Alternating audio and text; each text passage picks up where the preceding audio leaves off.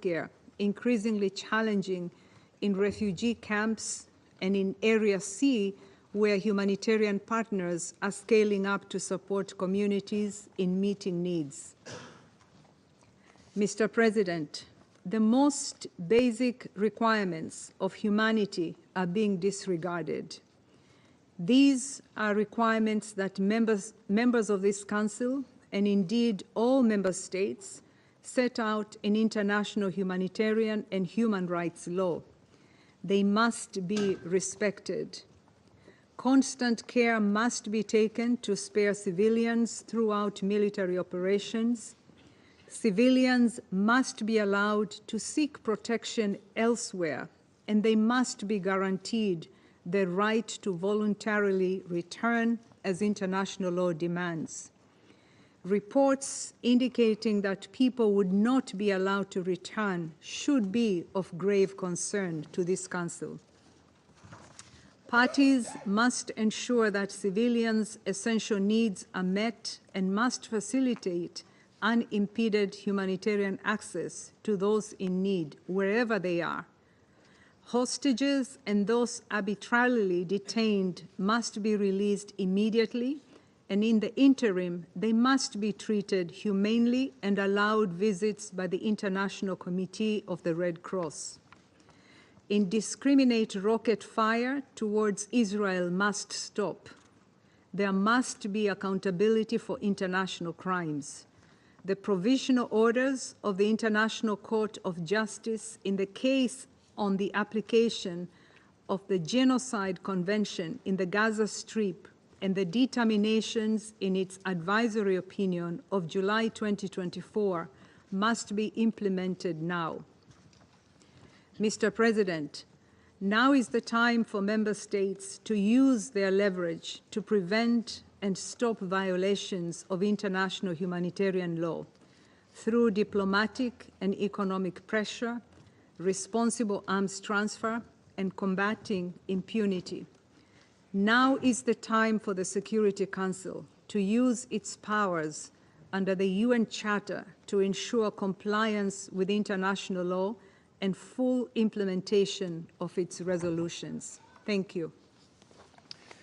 I thank Ms. Msua for her briefing. I shall now make a statement in my capacity as the Parliamentary Under-Secretary of State for the Foreign, Commonwealth and Development Office of the United Kingdom. Thanks to ASG Brands Kellis and Acting USG Msua and Director Poulsen for their briefings. Colleagues, Gaza is in the grip of a humanitarian catastrophe with over 43,000 Palestinians killed, hospitals and roads destroyed, and winter approaching. We must see an immediate ceasefire in Gaza and the release of all hostages. Ending the war is the best way to stop the suffering. The humanitarian situation is intolerable, and we need to act immediately to improve it. Aid deliveries last month were the lowest since the conflict began, and now imminent famine looms over northern Gaza, while food and other life-saving supplies are stuck at the border. This is appalling. It is completely unacceptable that trucks, humanitarian workers, and medics, funded by the international community, are unable to travel the last few miles to reach civilians. The Famine Review Committee has issued a shocking and urgent warning, one which Israel must heed and act on today. As the committee put it, it is abundantly clear that a worst-case scenario is now playing out in the areas of northern Gaza, where starvation, malnutrition, and deaths are believed to be rising fast. Colleagues, time has run out, and urgent solutions are required now to prevent the very worst from unfolding. There is no excuse for the Israeli government's ongoing restrictions on humanitarian assistance. They fly in the face of Israel's public commitments. So let me be clear. My government condemns these restrictions in the strongest terms. So we are calling on Israel to finally and immediately make good on its commitment to flood Gaza with aid. We want to see greater variety and quantity of essential items surging in, including food, water, fuel, and medicine. Israel must urgently enable safe and effective aid distribution. This includes repairing roads to deliver aid and enabling continuous access to northern Gaza from southern Gaza. Civilians and civilian infrastructure must be protected. Evacuation orders should be rescinded as soon as possible so families can return home. And humanitarians must be able to work safely and effectively.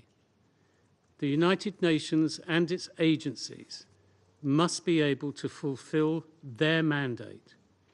UNRWA remains the backbone of the humanitarian response in Gaza and provides essential basic services. The international community has been clear that Israel must not undermine its role and must meet all legal obligations as the occupying power. Colleagues, we cannot allow famine to take hold. There is no time to waste. The international community must now act as one and work with Israel to take every possible measure to prevent this disaster. I resume my function as President of the Council. I now give the floor to the representative of Guyana. Mr. President, thank you for convening this briefing. I also thank Assistant Secretary General Keres, Acting Under Secretary General Masuya, and Director Paulson for the information provided. Mr. President, we meet today once more to discuss the horrific state of food insecurity in the Gaza Strip. Sadly, it is not because food is unavailable, but instead because there is deliberate action to prevent it from getting to civilians that are in dire need, a man-made catastrophe. Equally disturbing is the outlook for the next few months. I shudder to think what a mother tells her hungry child, who is even too weak to cry. Mr. President, the combination of an incessant bombing campaign, repeated displacement, and limited or no access to food, medicine, and water has created a firestorm of hunger and disease. The recent statistics provided by the IPC and its Famine Review Committee provide the harrowing details of what innocent civilians, many of them hapless children and infants, are enduring in Gaza.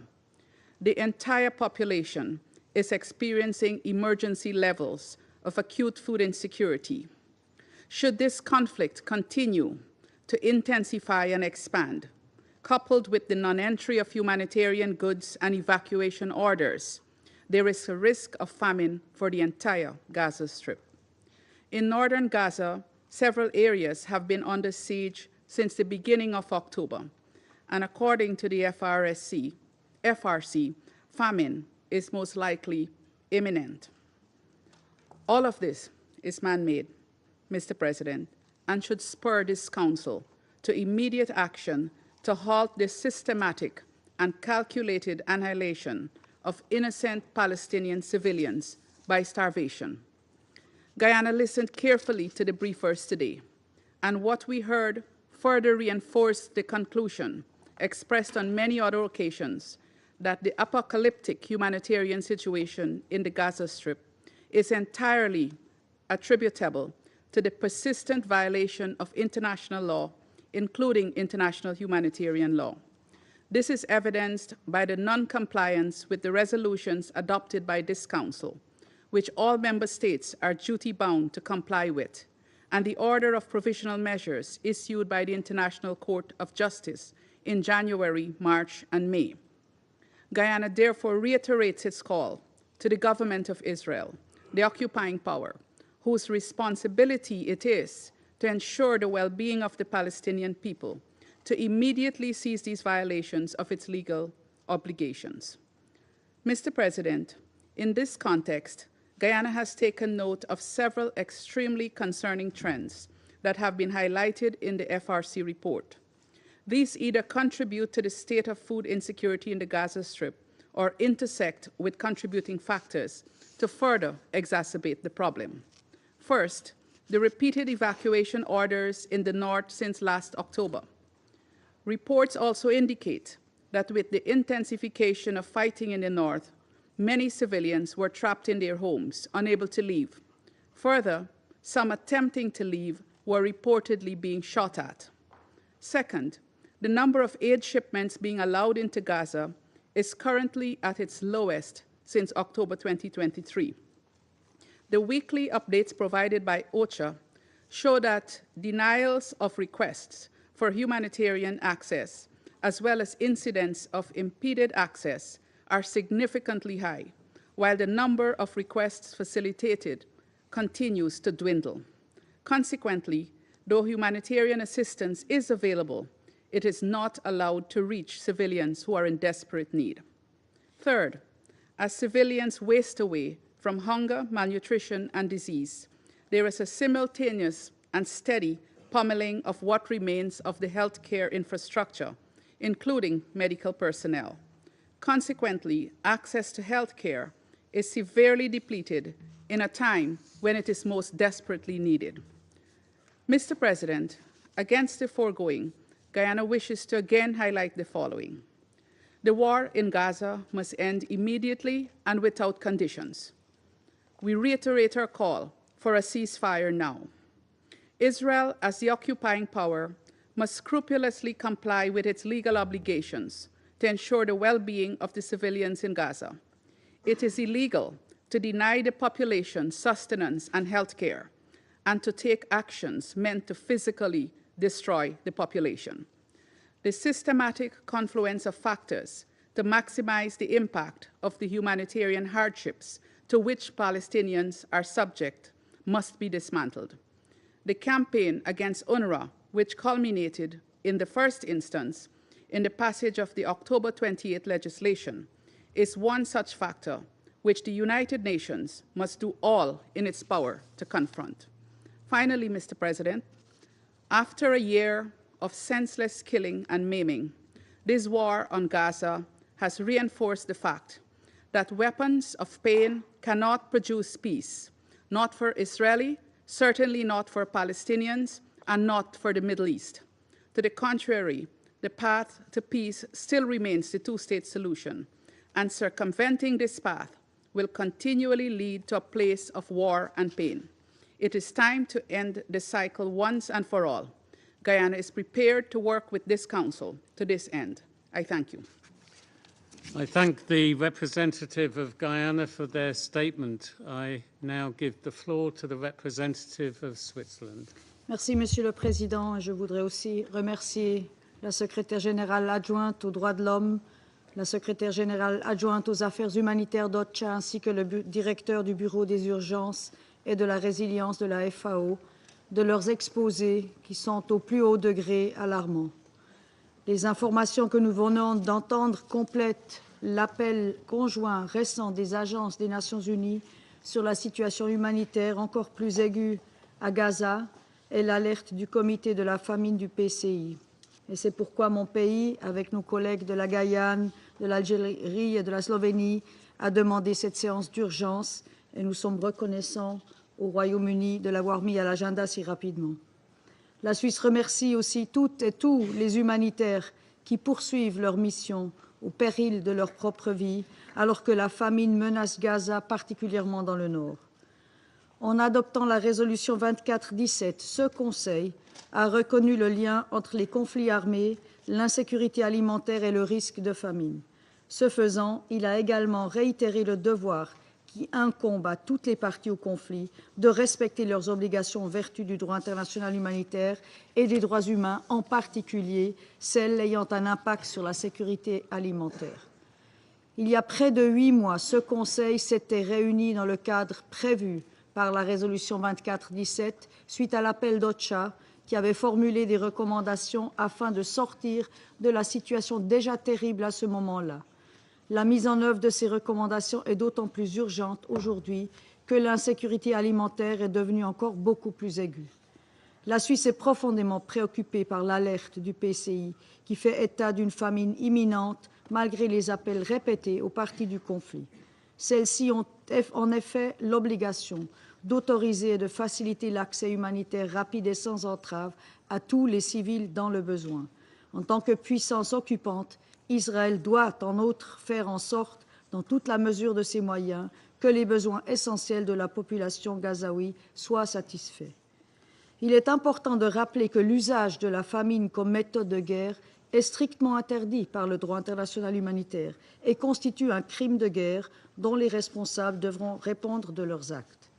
Face à cette situation et en ligne avec les recommandations entendues cet après-midi et avec l'alerte IPC, la Suisse souhaite souligner les mesures urgentes suivantes. Premièrement, il est impératif et urgent qu'un accord de cessez-le-feu soit enfin conclu.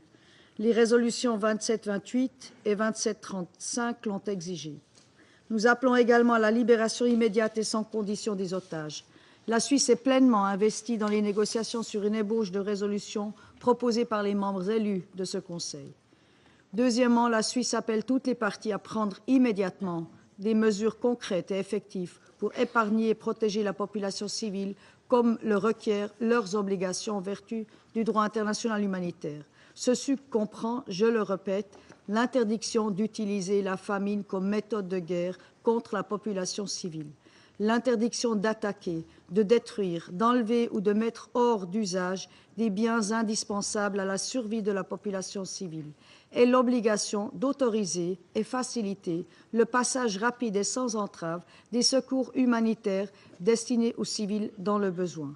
Le personnel humanitaire doit être respecté et protégé tel que réaffirmé par la résolution 2730. Ceci inclut le personnel local, notamment de l'UNRWA et du CICR. Troisièmement, un acheminement des denrées alimentaires commerciales à toutes les zones doit être garanti afin que les marchés locaux puissent être rétablis. L'aide humanitaire à elle seule ne peut pas répondre aux besoins de plus de 2 millions de personnes. Dans ce contexte, la Suisse rappelle également le rôle central du personnel local des agences humanitaires et le rôle pivot de l'UNRWA pour la fourniture de services essentiels au-delà de l'aide humanitaire. Madame la Présidente, les données scientifiques présentées nous appellent à l'action. La Suisse, en tant que point focal informel au Conseil sur les conflits et la faim avec le Guyana, appelle tous les membres de ce Conseil à assumer leurs responsabilités, comme le demande la résolution 2417. Nous devons trouver une solution qui puisse enfin mettre fin à la souffrance humaine et nous devons urgemment relancer les perspectives de paix. Je vous remercie. I thank the representative of Switzerland for their statement, and I now give the floor to the representative of Algeria.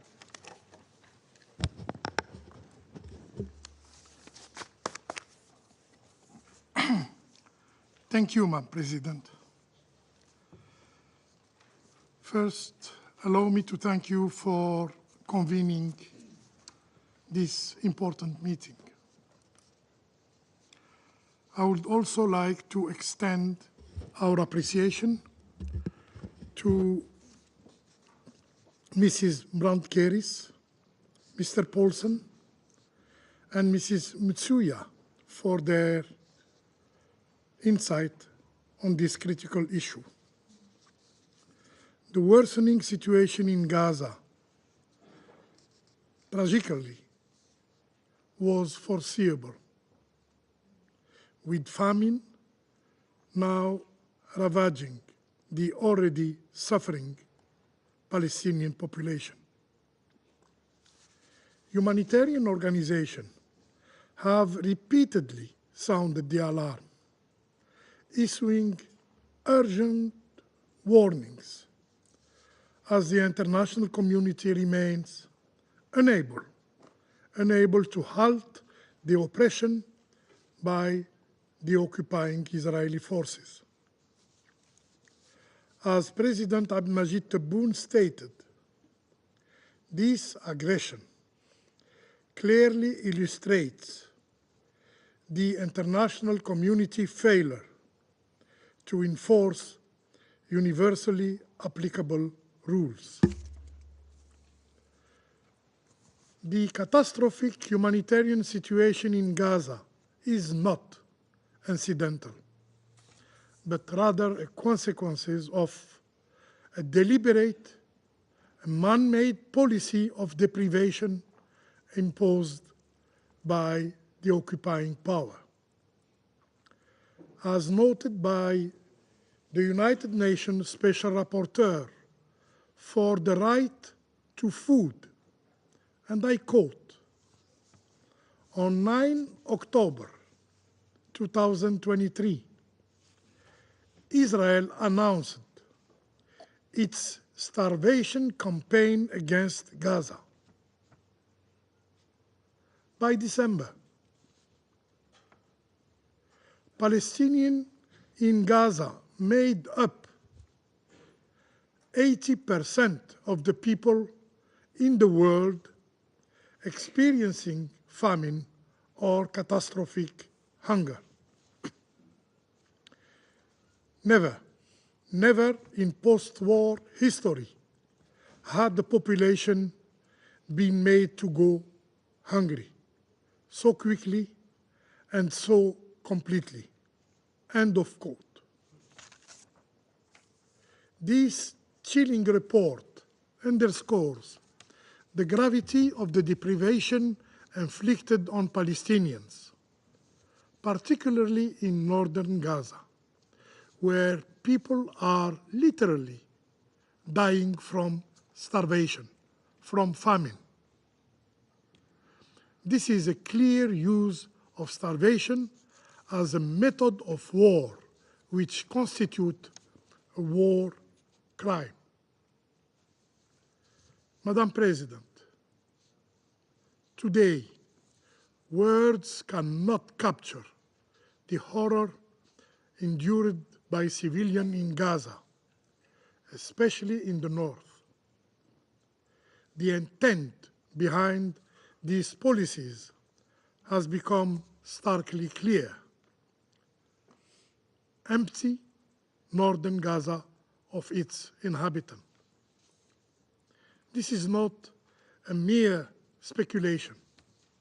It reflects an established, recognized policy openly acknowledged by Israel, systematically aimed at displacing Palestinians from this area. The Israeli Defense Forces have clearly stated that, and I quote, Palestinians will not be allowed to return to their homes in northern Gaza. This stance blatantly violates UN Security Council resolution, including Resolution 2735, which guarantees the right of displaced persons to return to their home. To make this decision effective,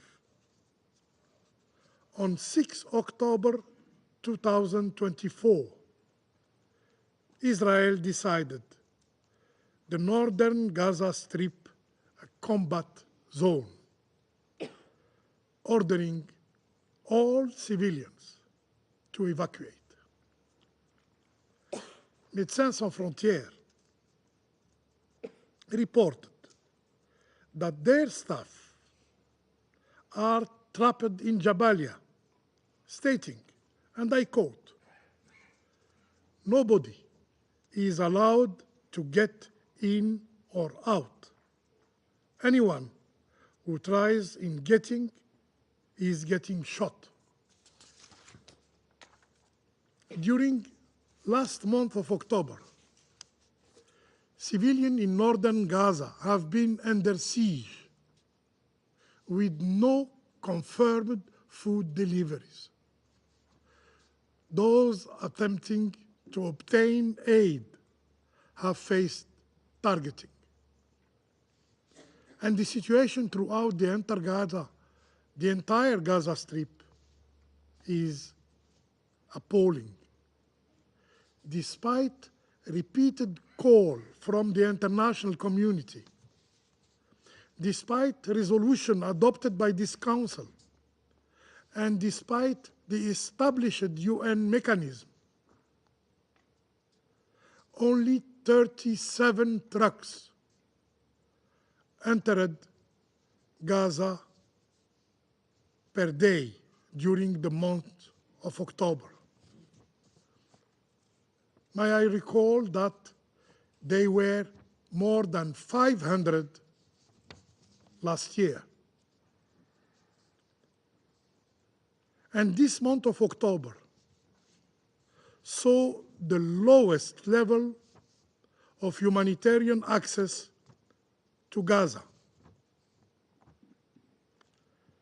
And to make things worse, not a single authorization for import of commercial food has been issued by the Israeli authorities. Madam President, amid this crisis, the Israeli occupying authorities decided to halt UNRWA's operation in the occupied Palestinian territories. This constitutes another act of collective punishment against a Palestinian population entirely dependent on these services for survival, further compounding their suffering and denying them their right to life and dignity. The life of children, women, and the elderly, in fact, every civilian in northern Gaza, are at imminent risk. These people cannot be left to face alone an occupying Israeli power that disregards all rules and responsibilities concerning human lives. Let me remind you that the Israeli finance minister stated that, and I quote, "It may be just and moral to starve the 2 million residents in Gaza." End of quote. And we, as members of this Council, must uphold our moral and legal obligations.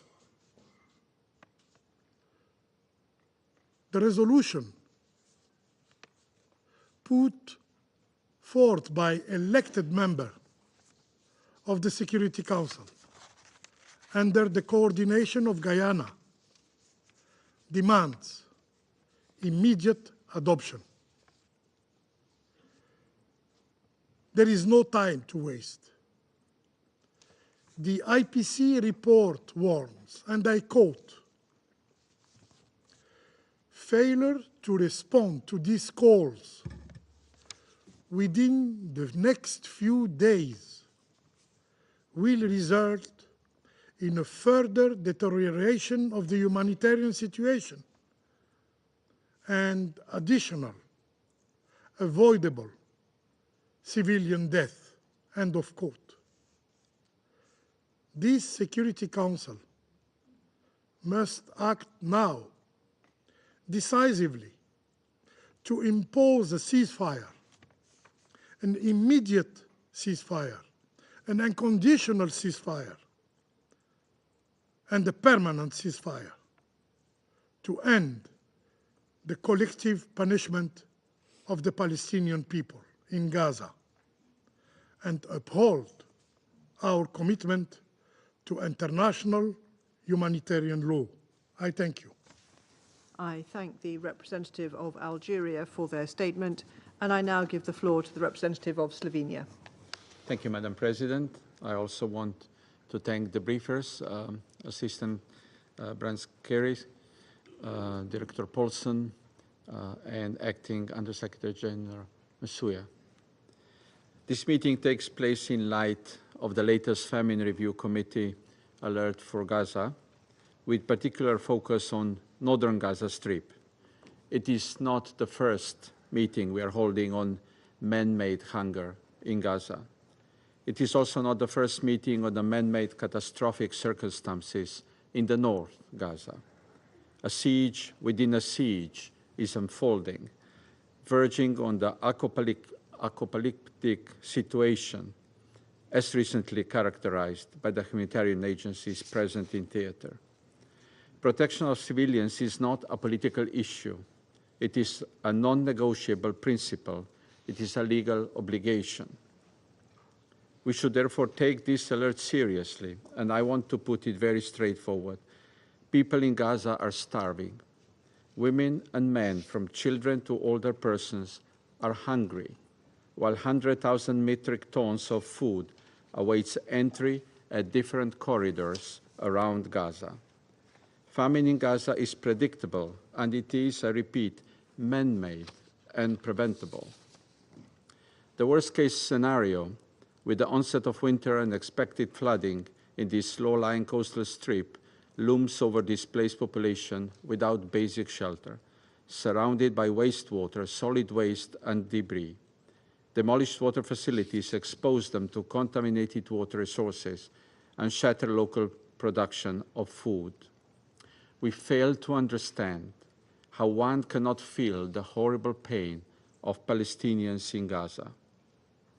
As underlined by the Special Rapporteur on the right to food, and as just recalled by my colleague from Algeria, never in post-World War history had a population been made to go hungry so quickly and as completely as was the case for Palestinians living in Gaza. Man-made famine is a form of slow violence, causing lasting physical and psychosocial harm to survivors.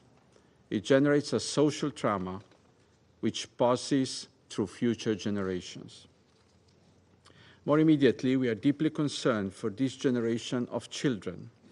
Stories of children in Gaza unable to cry due to hunger should force us to act now. Their silence must be deafening for their families, their doctors, their communities. The only silence louder is the one of this Council, not acting to prevent the worst from happening. We call for full implementation of all 4 Security Council resolutions related to this war and all ICJ orders on provisional measures.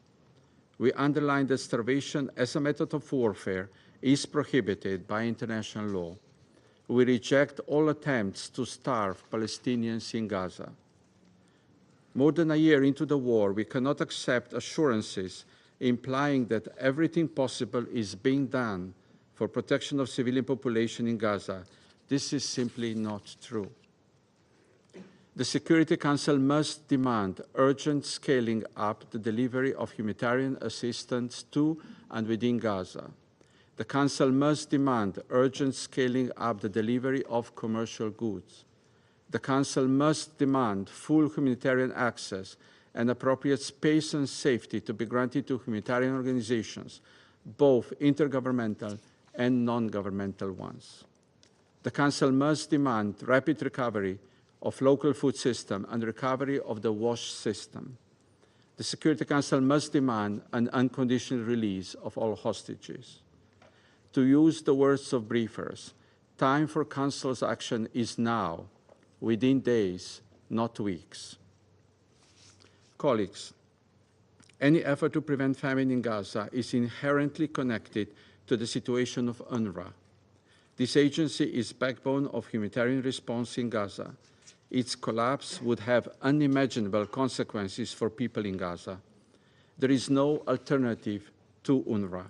There is nobody in Gaza that can replace UNRWA. This has been expressed very clearly by all UN agencies and humanitarian organizations, and again today by the briefers.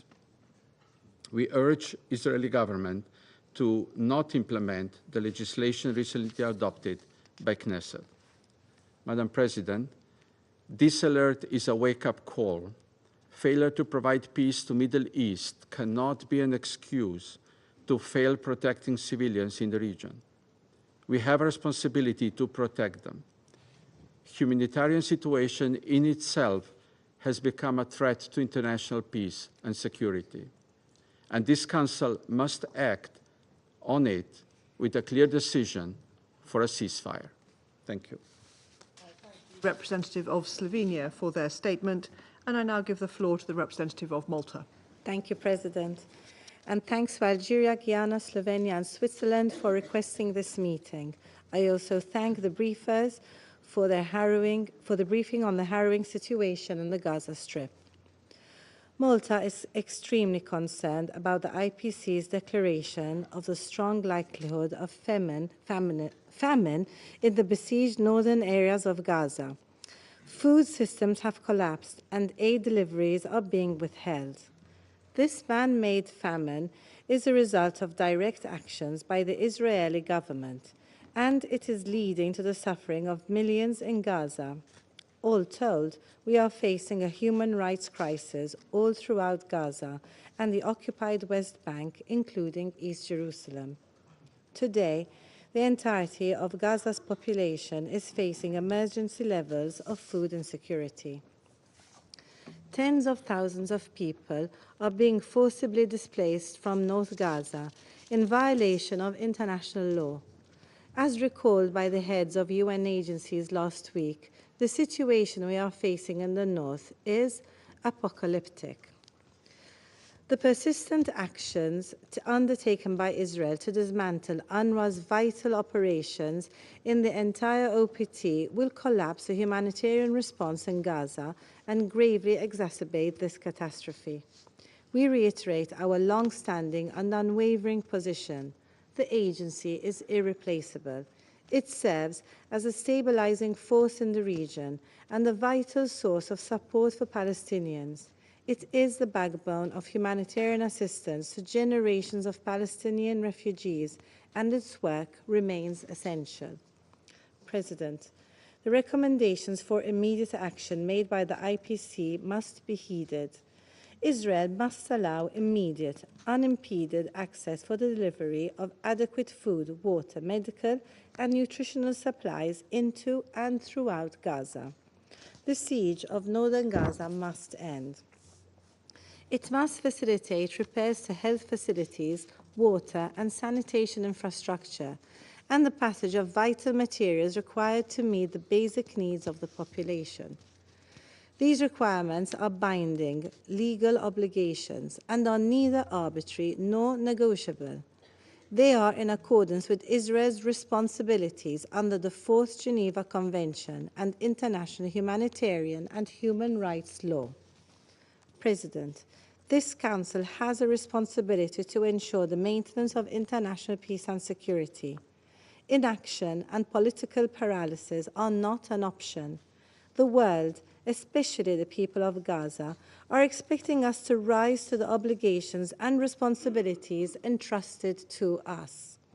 The E10-led draft resolution will finally address the desperate humanitarian situation in Gaza and the immense suffering of the Gazan population by demanding an immediate and unconditional ceasefire and the release of hostages.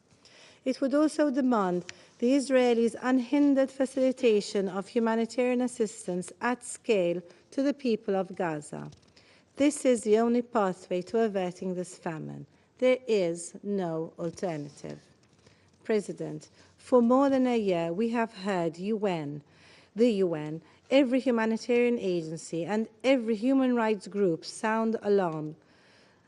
What we are witnessing in Gaza is a defenseless civilian population sheltering in and around schools, hospitals, and aid distribution sites. They must be protected, and Israel's attacks against them should cease immediately. The situation is completely untenable, and there is no more time to waste. Thank you. I thank the representative of Malta for their statement, and I now give the floor to the representative of the Republic of Korea. Thank you, Madam President, for convening this important meeting. I would also like to thank ASG Karis, FAO Director Paulson, and Acting USG Msuya for their sobering and somber briefings. Since the brutal terrorist attacks by Hamas against Israeli citizens in October of last year and the ensuing massive military operations by the Israeli Defense Forces, the world has been witnessing numerous breaches of international humanitarian law. Hamas and other groups murdered innocent civilians and still hold 100 or so hostages, either living or dead. They are continuing rocket attacks on Israeli population centers, shielding themselves in Palestinian civilian infrastructure. But one party's non-observance, even if it is deemed to be a terrorist group, does not provide any legitimate ground for another party's failure to comply with international law for 13 months straight. Regardless of intent, when breaches of international humanitarian law happen, no justification can be given. Numerous times, the Council members have underlined that humanitarian aid must be ensured and starvation must not be employed as a method of warfare. And the IDF has repeatedly claimed it operates in accordance with international law. Let us be clear. Article 55 of the Fourth Geneva Convention provides that the occupying power has the duty of ensuring the food and medical supplies of the population. Under the current situation, where Gaza is entirely controlled by the IDF, it is undoubtedly the obligation of Israel, not the United Nations, nor the remnants of the de facto regime in Gaza, to ensure necessary food and medical goods for Palestinian civilians. The IPC Famine Review Committee's alert last week, citing the IPC report in October, clearly shows that Israel is not doing enough, as famine is now imminent in the north. It is also extremely alarming that the entire Gaza Strip is classified in IPC Phase 4, an emergency level. Israel must protect civilians and permit entry of sufficient humanitarian cargo into Gaza. But its obligation does not end there. Israel should actively facilitate the delivery of aid throughout Gaza, and displaced civilians must be permitted to return to their homes as soon as possible. Thus, we condemn Israeli military officials' reckless and inflammatory rhetoric reported last week that, I quote, "No one will be allowed to return to the northern Gaza, and no humanitarian aid will be allowed there because there are no civilians left in the area," unquote. These remarks are clearly inconsistent with the current reality of northern Gaza, where numerous civilians have no choice but to stay as a result of injury, lack of safety, age, or no guarantee of security to move to other areas, following multiple displacements. Such remarks can also be read as an acknowledgement of violations of Article 49 of the Fourth Geneva Convention, which provides that persons shall be transferred back to their homes as soon as hostilities have ceased. Any attempt at demographic or territorial change in Gaza, including Israeli politicians' call for resettling in Gaza, must be rejected. Madam President, in spite of the 4 resolutions adopted by this Council, the conflict in Gaza continues to be prolonged, and repeated violations of international humanitarian law have persisted. There should be no delay in ending the current conflict. Thus, the Republic of Korea strongly calls for an immediate ceasefire in Gaza. Hostages still held must be immediately released. This is the only way to guarantee mass delivery of humanitarian aid into Gaza and to prepare a serious reconstruction plan. We hope another Council product to this end can be soon adopted and implemented. Lastly, we reiterate that there is no substitute for UNRWA. Without UNRWA, the entire burden would be borne by Israel to ensure all humanitarian aid and public services like health and education throughout the occupied Palestinian territory, including East Jerusalem. IHL is clear. Israel, as the occupying power under the Geneva Convention, must seriously consider once again all their obligations. I thank you, Madam President. I thank the representative of the Republic of Korea for their statement, and I now give the floor to the representative of Ecuador. Le agradezco, Presidenta, por la convocatoria a esta sesión informativa y también doy las gracias a la subsecretaria Brand Keris, a la secretaria general adjunta en funciones Misuya y al director Paulsen por sus exposiciones informativas. El Ecuador, que con Irlanda copreside el Grupo de Amigos contra el Hambre y Conflicto, está profundamente preocupado por la situación de inseguridad alimentaria en Gaza. En febrero pasado mantuvimos una reunión en la que tratamos la crítica situación humanitaria por la que atravesaba el norte de la Franja de Gaza a causa del conflicto. Lamentablemente, y como lo evidencia la alerta emitida por el Comité de Revisión de la Hambruna, en los últimos meses la situación ha experimentado un constante y rápido deterioro, al punto que es posible que ya se haya superado los umbrales de hambruna o que esto esté próximo a ocurrir. Los factores que estarían precipitando una verdadera catástrofe humanitaria son el desplazamiento de la población civil a causa de las hostilidades, el colapso de los sistemas alimentarios, la destrucción de instalaciones de atención sanitaria y nutricional y otras infraestructuras civiles, así como las dificultades de operación de UNRWA. Las alarmantes estadísticas sobre los niveles de inseguridad alimentaria están configurando el peor escenario en el norte de Gaza, caracterizado por el hambre y una creciente mortalidad a causa de malnutrición y enfermedades que afecta principalmente a grupos vulnerables como mujeres, niños y ancianos. Ante la velocidad del deterioro de la seguridad alimentaria, que requiere una respuesta extremadamente urgente, el Ecuador respalda las recomendaciones planteadas por el Comité de Revisión de la Hambruna, que ponen de relieve el vínculo entre el hambre y el conflicto. Es en esa línea que mi delegación subraya los siguientes elementos. En primer lugar, el Ecuador insta a todas las partes a que adopten medidas concretas que permitan proteger a la población civil y para que respeten el derecho internacional humanitario, incluida la Resolución 2417. En segundo lugar, y como lo reconoce el informe de junio de 2024, la situación puede revertirse con el ingreso y distribución de suministros alimentarios.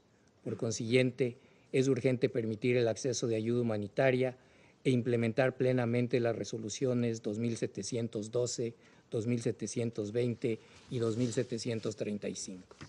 En tercer lugar, si bien las acciones dirigidas a atender las necesidades humanitarias de la población son esenciales y urgentes, el Ecuador insiste en que la paz duradera es la única respuesta sostenible al riesgo del hambre. El cese al fuego y la liberación de los rehenes son los primeros pasos hacia esa paz y deben darse de forma inmediata. Mi país continuará apoyando las iniciativas para alcanzar una solución pacífica, negociada, definitiva y justa al conflicto, con la existencia de dos estados, Palestina e Israel, conviviendo en paz y seguridad. Para concluir, señora presidenta, el Ecuador agradece a los trabajadores humanitarios por todos sus esfuerzos para aliviar las acuciantes necesidades de la población, a quienes se debe garantizar protección y seguridad a fin de que puedan desempeñar su labor. Muchas gracias. I thank the representative of Ecuador for their statement, and I now give the floor to the representative of Japan. Thank you, Madam President. I thank ASG Keris, Director Paulsen, and Acting USG Musia for their sobering briefings. Madam President, Japan is deeply disturbed by findings in the IPC Famine Review Committee alert and 6 months update report by OHCHR on the human rights situation in Gaza, both published on November 8, which highlight the catastrophic conditions in Gaza. The IPC alert is shocking, revealing the humanitarian situation in Gaza Strip is extremely grave and rapidly deteriorating, and the famine is highly likely to become imminent in northern Gaza. The OHCHR report also highlights by January 2024, starvation became a reality for Palestinians, particularly in the north, with the most vulnerable populations, such as infants and the elderly. The far insufficient flow of aid into northern Gaza over the past month is unacceptable. While we acknowledge Israel has reopened the Kisfim crossing today, additional urgent efforts are imperative to improve humanitarian access to the Strait. In this context, Japan reiterates its grave concern over the adoption by the Israeli Knesset of the bills imposing severe restrictions on UNRWA. The agency is absolutely essential for the delivery of humanitarian relief in Gaza in this desperate hour. We also understand the agency's full commitment to take further steps to ensure its neutrality, including through the implementation of the Corona report. Let us recall that Israel has been strongly encouraged, including by the ICJ, to fully cooperate with the UN to ensure unhindered provision of basic services and humanitarian assistance. We are concerned about what the loss of UNRWA's functioning is expected to bring about on the grounds of the region. Israel's responses to the situation, including the adoption of Knesset bills, appear inconsistent with the obligations under international humanitarian law. Recalling Security Council Resolution 2417, we emphasize that starvation must not be used as a weapon of war, and deliberate mass displacement must not take place. Madam President, Japan remains steadfast and proactive in its commitment to provide support to the most vulnerable and has provided approximately $130 million in humanitarian assistance to the Palestinian people since October 7th last year. Japan also gravely alarmed by the OHCHR report outlining the human rights situation in Gaza, which includes accounts of civilian casualties, the use of human shields, indiscriminate projectile attacks, attacks on hospitals and humanitarian and medical workers, widespread displacement within Gaza, and hostage situations. Japan once again strongly demands the release of all remaining hostages and reiterates its unequivocal and strong condemnation of the horrific terror attacks and hostage-taking committed by Hamas and others on October 7th last year. We continue to repeat our unwavering demand that all parties to conflict must act in accordance with international law, including international humanitarian law and international humanitarian rights law. Madam President, only an immediate ceasefire and the immediate release of hostages can end the catastrophe. All relevant parties must strive to bring a halt to the fighting without delay. Japan will continue tirelessly in its diplomatic efforts to that end. I thank you, Madam President. I thank the representative of Japan for their statement, and I now give the floor to the representative of China. 主席，我感谢阿尔及利亚、圭亚那、斯洛文尼亚和瑞士倡议召开此次会议，感谢姆苏亚代理副秘书长、凯里斯助理秘书长和保尔森主任的通报。民以食为天，吃上饭，吃饱饭，这是人类的最基本需求。人道问题不能政治化，饥饿不能武器化，这是国际人道法规定的基本底线。然而，在持续13个月的加沙冲突中，平民的基本需求被反复剥夺，所有的人道底线被一再突破。两种组织 IPC 饥荒评估委员会最新报告发出警告，加沙人道物资准入降到了历史最低水平，人道局势十分严峻，而且还在迅速恶化。在北部加沙，一场严重的饥荒即将爆发。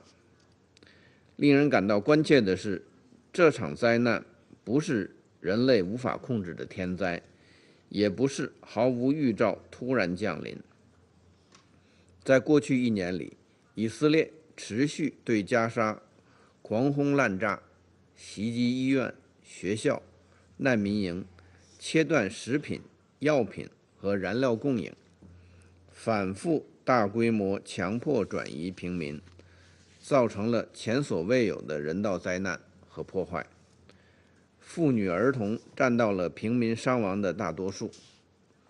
许多分析指出，在加沙限制和剥夺平民获得粮食的权利，是针对巴勒斯坦民众的系统性集体惩罚的一部分。在全世界众目睽睽之下发生这样的惨剧，是对人类良知和国际法治的拷问。必须指出，扩大对加沙的人道救援，最大的挑战不是人道物资供应不足，而是人道准入受到人为限制。国际社会向加沙援助了大量物资，只能在过境点外排起长队等待。我们敦促以色列立即开放全部过境点，切实消除人道物资进入加沙全境的障碍。卡格高级协调员根据安理会第2720号决议授权，推动加沙人道准入。我们期待他的工作取得实质进展。必须指出，加沙一再面临人道困境，并不是因为人道机构的努力不够，而是人道行动遭到重重设障。以色列一边限制人道行动，一边指责联合国和人道机构不作为，这不可接受。我们呼吁以色列同联合国等人道机构开展全面合作，保障人道机构的安全和便利。当前在这方面的一个突出问题是，以色列议会通过法案关闭联合国近东巴勒斯坦难民救济和工程处，这将切断加沙民众赖以生存的生命线。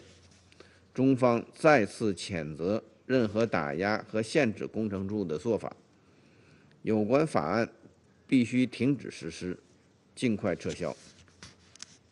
必须指出，在加沙开展人道救援最欠缺的不是其他物资资源或政策条件，而是关键当事方的政治意愿。近期，世卫组织在加沙完成了脊髓灰质炎疫苗接种，再次说明扩大人道援助是可以做到的。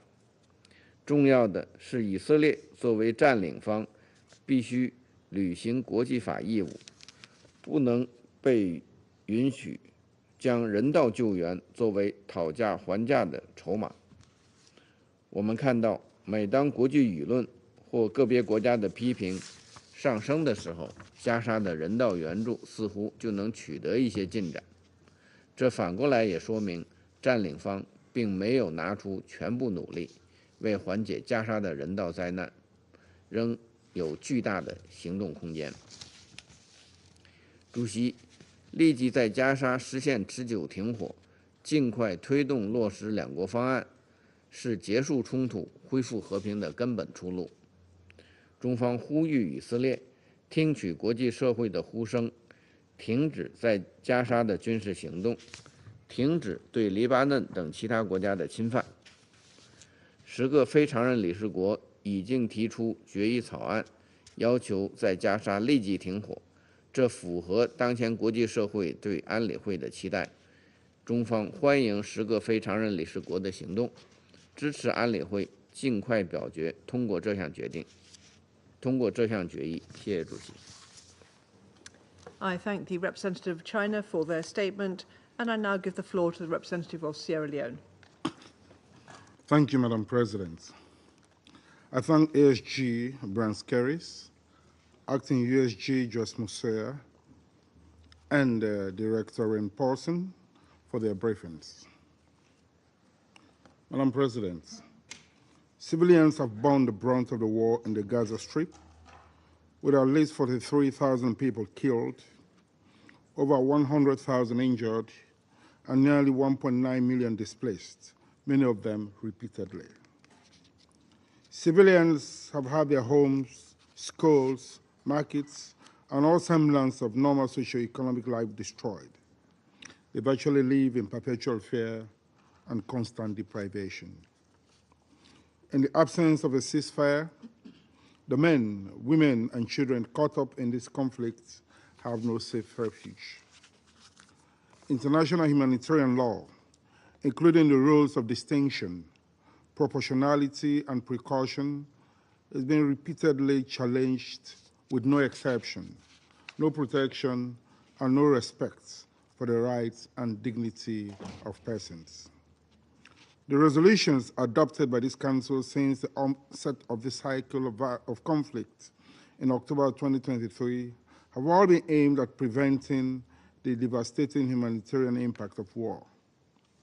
It is unfortunate that the fears that propelled the Security Council to adopt Resolution 2417 in 2018, that armed conflicts and violence have devastating humanitarian consequences, often hindering an effective humanitarian response, and are a major cause of the risk of famine, are tragically unfolding in the Gaza Strip, where the food systems have collapsed and humanitarian aid flows are at their lowest levels. Previous and current reports from United Nations humanitarian personnel and other partners emphasize the grim reality of death and suffering in the Gaza Strip, with October reportedly recording the lowest number of aid trucks entering Gaza since November 23 at 58 per day. This is a sharp decline from the approximately 200 aid trucks per day recorded in August 2024.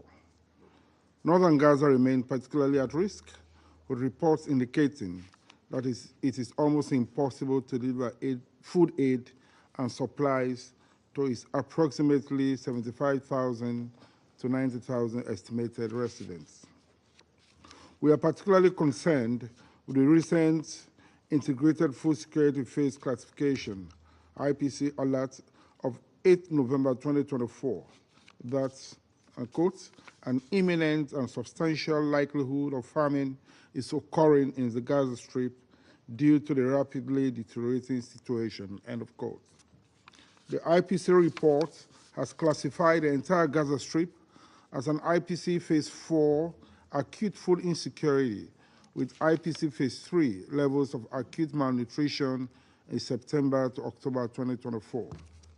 The non-availability of food due to the halt of agricultural and economic activity, as well as the access constraints, mainly caused by insecurity, blockades, and other administrative and operational restrictions, have caused the IPC Famine Review Committee to conclude that quote, starvation, malnutrition, and excess mortality due to malnutrition and disease are rapidly increasing in the Gaza Strip, especially in the north, end of quote.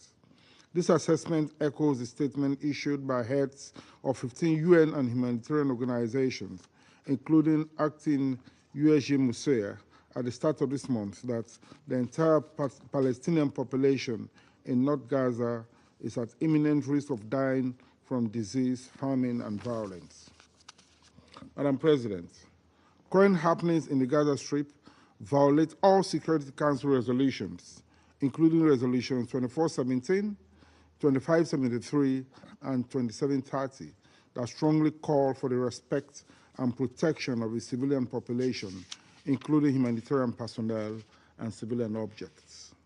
In this collection, we are deeply concerned that Qatar will pause mediation efforts for a Gaza ceasefire and hostage release deals until Hamas and Israel show a sincere willingness to return to the negotiating table.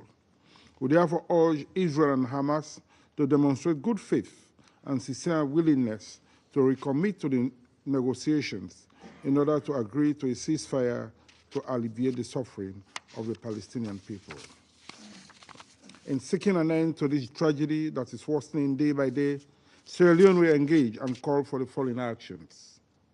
First, we join the 15 UN and humanitarian organizations of the Interagency Standing Committee to reiterate the appeal for parties to the conflict to protect all civilians in the Gaza Strip as stipulated in resolutions 2417, 2573, and 2730.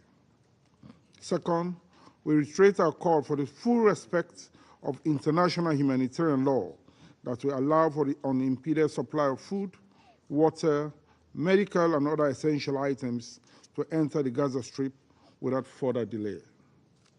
Third, we emphasize the indispensable role of UNRWA, acknowledging the reliance of the entire humanitarian community on its extensive capacity and comparative advantages in providing daily aid and supporting accelerated full aid delivery to millions of Palestinians in the region.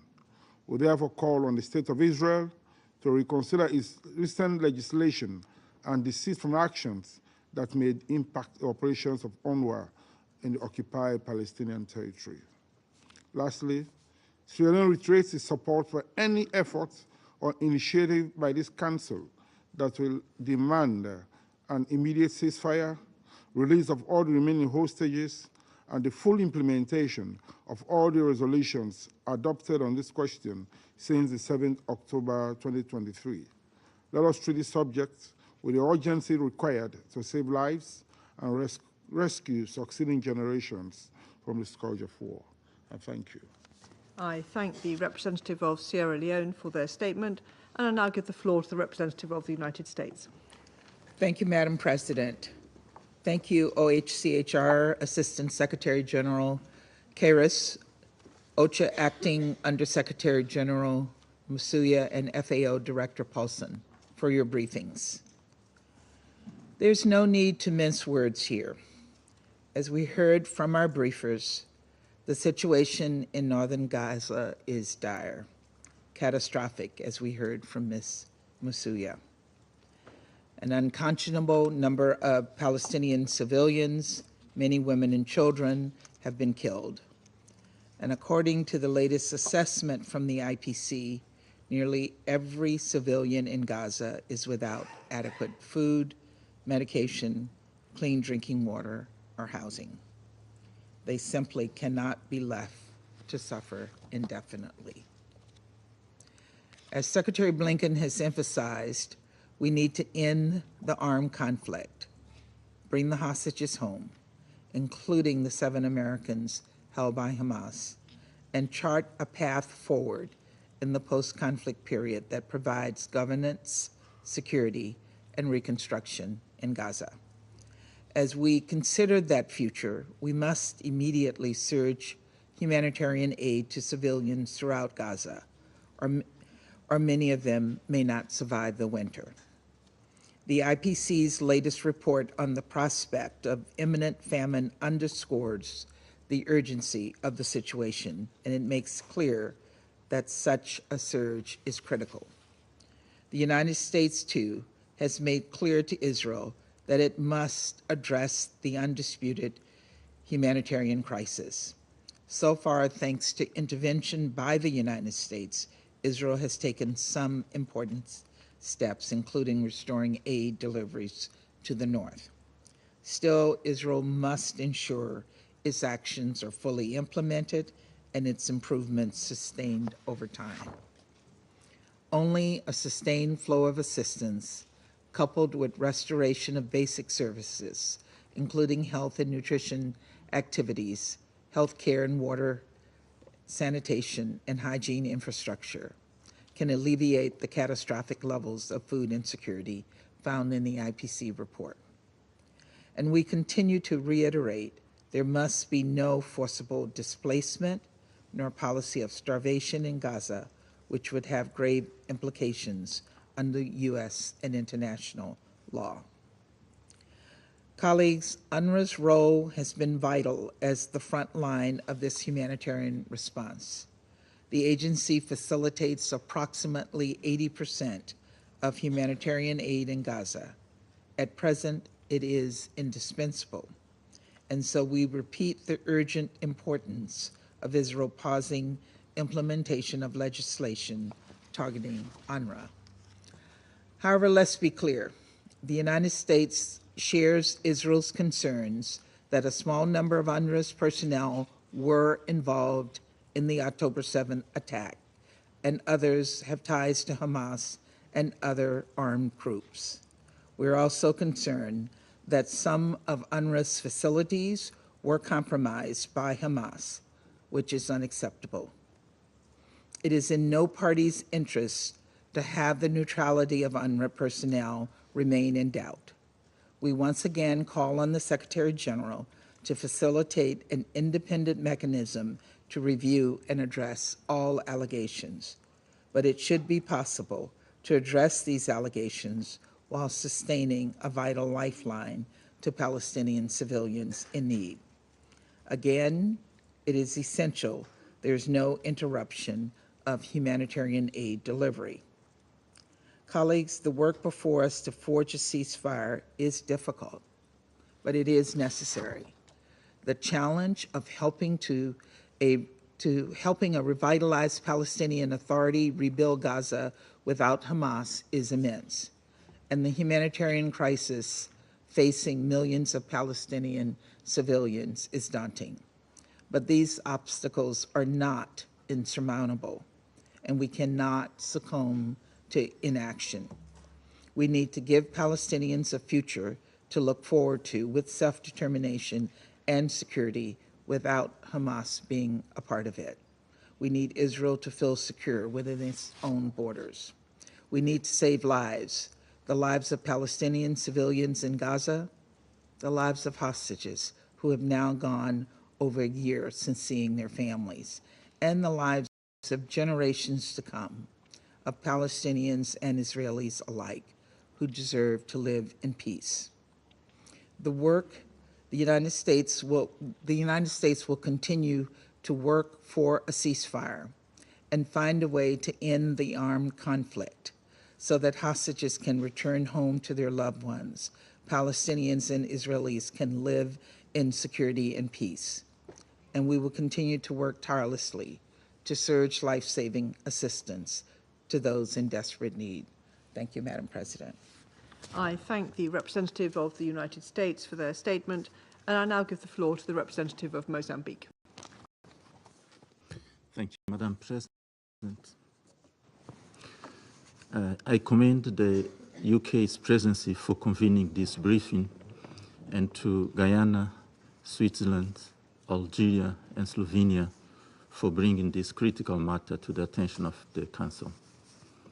We also thank our briefers, Ms. Ilse Brandt-Keris, Assistant Secretary General for Humanitarian Affairs and Emergency Relief Coordinator, Mr. Rain Paulson, Director from the Food and Agriculture Organization, and Ms. Joyce Nsuya, Acting Under Secretary General for Humanitarian Affairs, for their comprehensive insights highlighting the gravity of the situation in Gaza.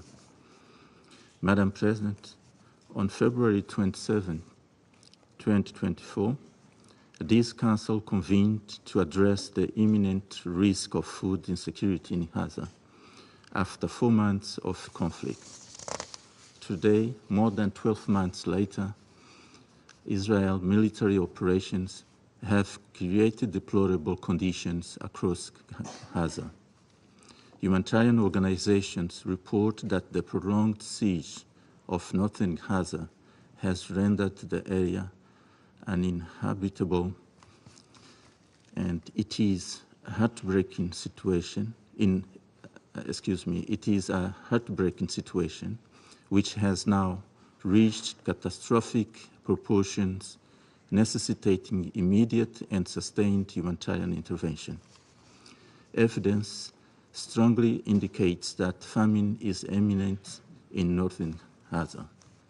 This development demands our most urgent attention and requires decisive and immediate action from this Council.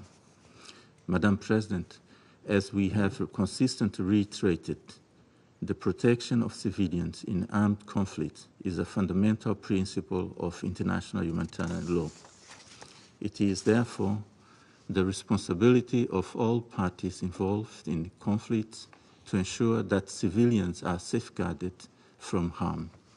Failure to do so, it's not only a violation of international norms, but also morally reprehensible. As the Acting Under-Secretary General for Humanitarian Affairs, Joyce Msuya, stated in one of our previous sessions, I quote, if it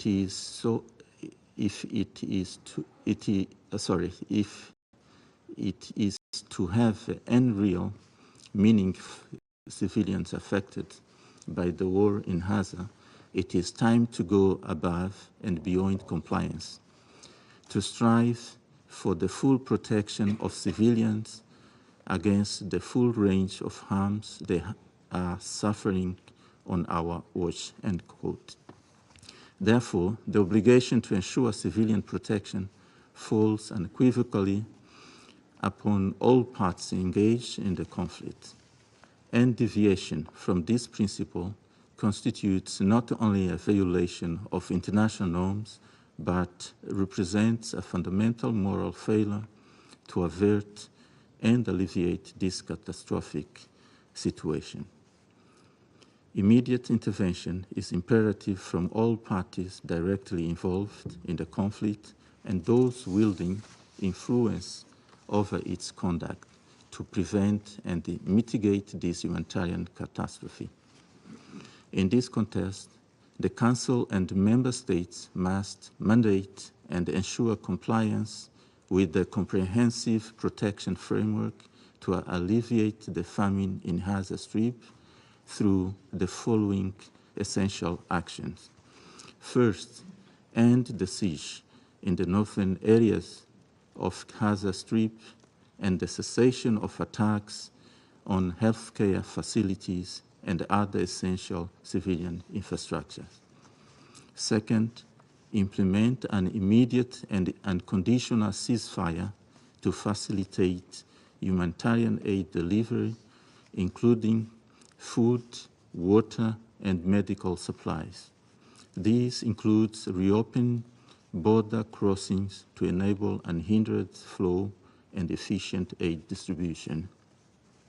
Third, apply a coordinated international diplomatic pressure to ensure compliance with international humanitarian law and to prevent the use of starvation as a weapon of war.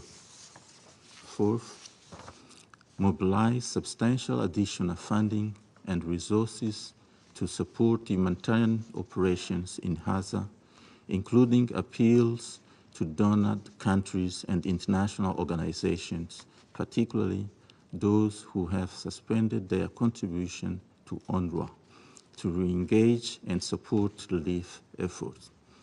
Lastly, work towards long-term solutions to address the root cause of the crisis in Gaza, mindful of the fact that achieving sustainable peace and stability ultimately hinges on a political solution. I thank you, Madam President. I thank the representative of Mozambique for their statement, and I now give the floor to the representative of the Russian Federation. Госпожа председатель, признательны Алжиру, Гаяне, Словении и Швейцарии за инициативу по созыву сегодняшнего заседания Совета Безопасности в связи с катастрофической гуманитарной ситуацией в секторе Газа. Благодарим госпожу Бранскерис, господина Паульсона и госпожу Мсую за обзор разворачивающейся на наших глазах гуманитарной катастрофы и оценку ситуации с обеспечением продовольственной безопасности анклава, особенно на его севере. Опубликованный на днях отчет Комитета по обзору за ситуацией с голодом фиксирует, что продовольственная система сектора Газа не просто не справляется, она рухнула. Население всего анклава, более 2 миллионов человек, по сути находится в состоянии чрезвычайной нехватки продуктов питания. Это 4-й уровень отсутствия продбезопасности по соответствующей шкале ООН, за которым следует самый настоящий голод и голодная смерть. Особую тревогу вызывают прогнозы о том, что уже в ближайшие месяцы на севере Газы ожидается повсеместный голод, и основания для таких оценок, к сожалению, имеются. В этих условиях армия обороны Израиля продолжает безжалостную военную операцию, причиняя мирному населению новые страдания. Палестинцы, которые смогли уцелеть под регулярными артобстрелами и авианалетами, вынуждены постоянно перемещаться по анклаву в поисках пропитания и убежища. Те, кто не успевает покинуть территорию, из которой Цахал объявляет очередную эвакуацию, оказываются в ловушке. По сути, отстающимся мирным газовитянам предлагается умереть либо от голода, либо от артобстрелов и бомбардировок.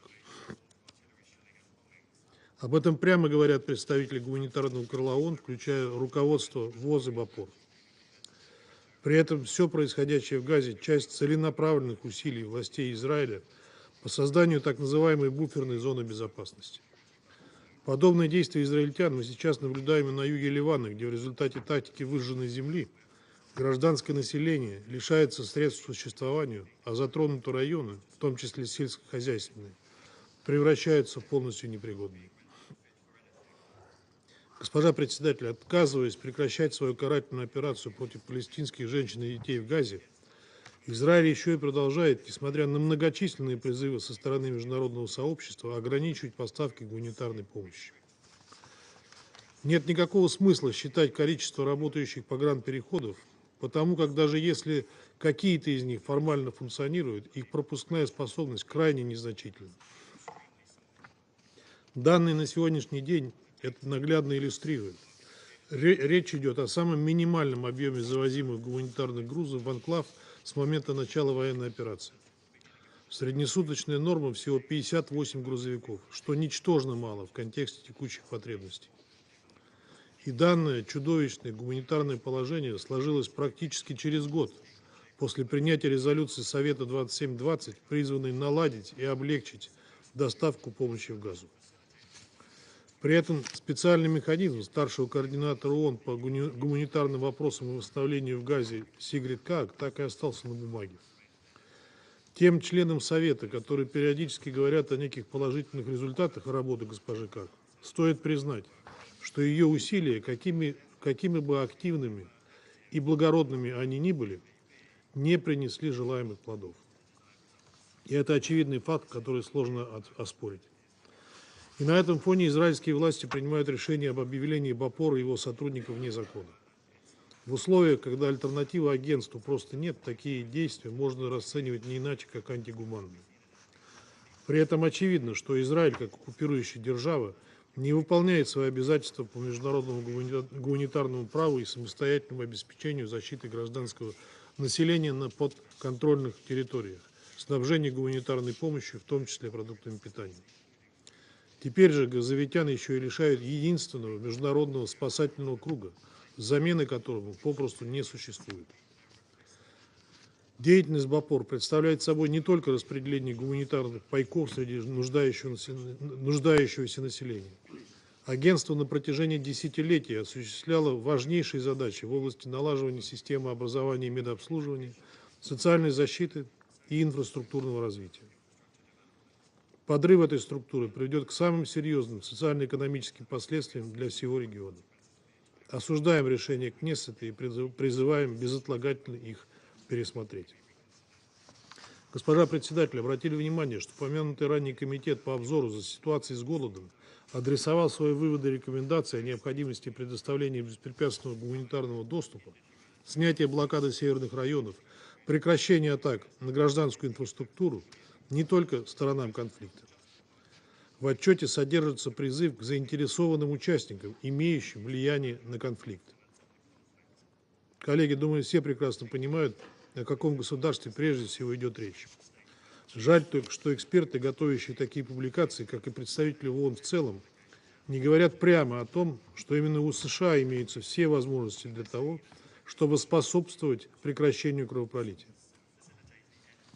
Для этого, как минимум, американские представители должны перестать блокировать решения Совета Безопасности по прекращению боевых действий и вместе со всеми недвусмысленно потребовать от израильских властей налаживания полноценного и беспрепятственного гуманитарного доступа к пострадавшим и нуждающимся. За год с лишним, прошедших с момента трагических событий 7 октября, потакающий Израилю Вашингтон должен разделить с Западным Иерусалимом вину за гибель более 43 тысяч палестинцев, в том числе от исправно поставляемого в регион американского оружия, а также умерших от голода и от инфекционных заболеваний. Госпожа председатель, уважаемые коллеги, сложившиеся обстоятельства Совет Безопасности обязан как можно скорее выйти из состояния паралича, в котором он стараниями Соединенных Штатов пребывал последние месяцы под неустанные мантры о грядущем заключении сделки между Израилем и Хамасом. Если бы Западный Иерусалим был готов к договоренности, он бы на нее давно пошел, а не выдвигал бы все новые условия, а израильские официальные лица на всех уровнях не говорили бы о намерении покончить с Хамас раз и навсегда. Скажем прямо, наши американские коллеги сознательно водили нас всех за нос, выигрывая для Израиля время для реализации его планов по истреблению как можно большего числа палестинцев в Газе и превращению этой территории в абсолютно непригодную для жизни зону. Пришло время действовать. Именно поэтому Россия выражает полную поддержку подготовленному десятку непостоянных членов Совета Безопасности проекту резолюции по Газе с прямым требованием о немедленном, безусловном и постоянном прекращении огня и освобождении всех заложников и призывает его к постановке на голосование без дальнейшего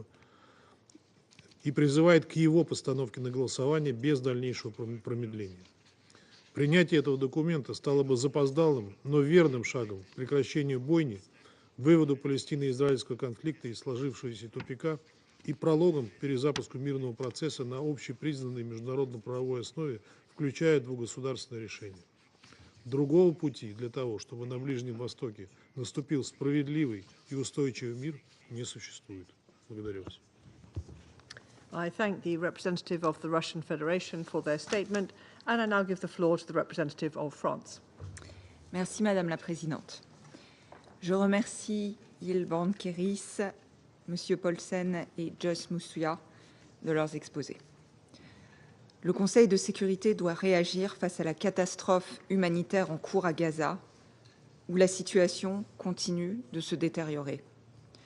Le dernier rapport du comité d'examen de la famine alerte sur la forte probabilité que la famine soit déjà présente ou imminente pour les populations du nord de Gaza. Ces informations appellent une mobilisation immédiate. En 2018, ce Conseil adoptait la résolution 2417 qui condamnait pour la première fois l'utilisation de la famine comme arme de guerre, l'absence d'accès humanitaire et la privation des civils de biens indispensables à leur survie. Cette résolution s'impose à Israël comme à tous. Les blocages imposés au nord de Gaza doivent être levés sans délai. L'ensemble des points de passage doivent être réouverts et l'aide humanitaire livrée de façon sûre, massive et sans entrave. la France appelle Israël à assurer la protection de tous les civils et toutes les infrastructures civiles et rappelle que tout déplacement forcé de population constitue une violation grave du droit international. Face à l'urgence humanitaire absolue, les agences des Nations Unies jouent un rôle indispensable, y compris l'UNRWA. La France déplore l'adoption par la Knesset des lois portant sur l'UNRWA et appelle Israël à respecter ses obligations internationales vis-à-vis de l'UNRWA et des Nations Unies. Elle réaffirme son plein soutien à l'UNRWA, sans qui des centaines de milliers de Gazaouis n'auraient pas accès aux soins les plus élémentaires et à son indispensable réforme. L'UNRWA apporte de l'aide humanitaire par elle-même, mais sert aussi de plateforme pour que les autres organisations humanitaires puissent le faire. Madame la Présidente, la France condamne les attaques terroristes et les violences sexuelles commises par le Hamas et d'autres groupes terroristes le 7 octobre 2023. Elle rappelle son attachement indéfectible à la sécurité d'Israël. Tous les otages doivent être libérés sans délai. Seule la fin de la guerre permettra d'éloigner durablement la perspective de la famine à Gaza.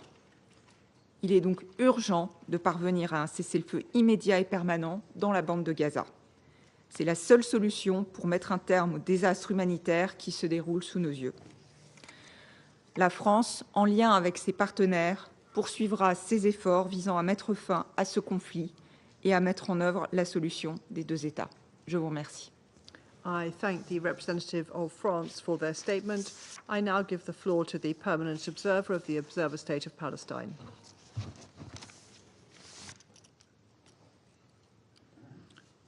Madam President, the State of Palestine thanks Algeria, Guyana, Slovenia, and Switzerland for calling for this very important and timely meeting. We also want to express our appreciation to the three briefers for their for sharing with us the stunning facts about the horrifying reality of the Palestinian people in the Gaza Strip, especially in the northern part of the Gaza Strip. Madam President, the very survival of hundreds of thousands of Palestinians is at stake, notably in northern Gaza. They are being killed and starved to death, moved around like cattle from one place to another, from one death to another. According to OCHA, the most represented category of age among those killed are children, notably from age 5 to 9, and newborns to 4 years old. And there are kids maimed, disabled for life, amputated, orphaned, starving, traumatized. There is no regard for children's lives or civilian lives, no regard for international law or the most basic rules of humanity. There is a brutal, barbaric war against the Palestinian people, unrelenting, inhumane, criminal attack against every shred of life and all the requirements of life in the Gaza Strip. This council met a year ago, and it was already clear what trajectory we were on. We knew then that we were on the path that leads from mass killings to genocide, from starvation to famine, from mass bombing to wanton destruction, from evacuation orders to forcible displacement, from so-called military operations to annexation, from the risk of regional escalation to the certainty of regional war. The agony of the Palestinian people, especially in Gaza, instead of ending, is now coupled with the suffering of our brothers and sisters in Lebanon, with no regard for the sanctity of civilian life and for the sovereignty of Lebanon. Everything we warned against, everything Israel denied, is happening before our eyes. We are at the last stages of an orchestrated plan to empty wide areas of Gaza from its Palestinian population and to inflict upon the Palestinian civilian population conditions that would lead to its destruction if it refused to leave. Let us all pause and understand what it means that northern Gaza is facing now famine, while aid is available and is only a couple of miles away. Let us pause and understand what it means that Israel has decided and implemented famine as a method of war for the purposes of ethnic cleansing and to advance its colonial objectives. Israel tells us trucks are entering and crossings are open and markets are flourishing, or blames others for the siege it is imposing, while the UN, humanitarian NGOs, and all states around the world are saying the opposite, that aid is not allowed in, and when allowed in, is prevented from reaching the people that need it. That starvation has prevailed by design, that forcible displacement is taking place. Who should be believed? Will I have a solution? Israel, which has been killing Palestinian journalists, 182 of them that we celebrated the other day in Geneva in a conference, killing Palestinian journalists to stop them from reporting under false pretext, can allow the international media into Gaza to report on who is responsible for what, on the real conditions in Gaza, on the magnitude of this human-made, occupation-made catastrophe. But Israel will not, because it knows that what the international media will report will provoke a moral and political earthquake. They come and lie to the media and the stakeout outside, but they refuse to allow the media to go and report for itself the facts, and we are grateful for all UN agencies and the briefers who are with us for telling the facts as they are and the lies of the government of Israel and their representative. Nowhere is this more true than northern Gaza, where Israel considered that there are no civilians left and that all those who remained became military targets, justifying killing them and starving them to death. Never before in our international law-based order had any country claimed that an entire civilian population, children, women, and men, was a legitimate military target. Never again. Never happened. Madam President, the ICJ issued clear provisional orders to address what it characterized as a real and imminent risk for the right of the Palestinian people to be protected from acts of genocide. Can anyone around this table argue that Israel has not been deliberately and totally in breach of these orders? What are the implications of such a breach over months? It seems obvious that what was a real and imminent risk then is a terrifying reality now. What we need now is what we needed all along: an unconditional, immediate ceasefire. Let me say it again, an unconditional ceasefire and the immediate entry of life-saving assistance, especially to the north. We need the release of hostages and of Palestinian prisoners. We need the return of people to the areas from which they were displaced, alongside a tremendous effort for immediate relief and reconstruction.